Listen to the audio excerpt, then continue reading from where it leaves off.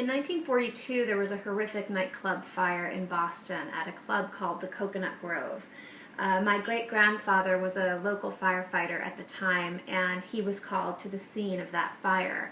His daughter, my great-aunt, was supposed to have been there that night.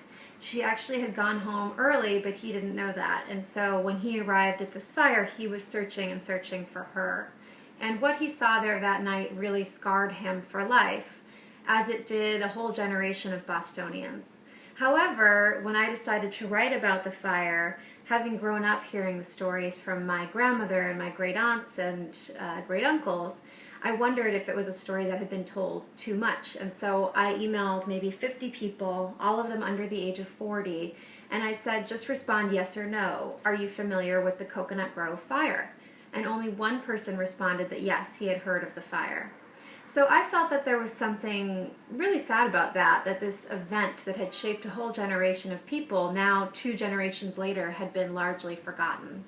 And I wanted to include it in the novel. I went back into the newspaper archives of the New York Times, where I was working at the time, and the Boston Globe, and pulled all the stories of people who had survived and people who had died.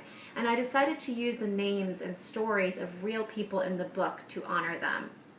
I also went into retirement homes to research the 40s and hear recollections of people from the area, what Boston was like at that time, and to fill in sort of little details in the story that I otherwise wouldn't know. And it was a really fun and sort of fascinating thing to do because these people had so many tales to tell. It was great.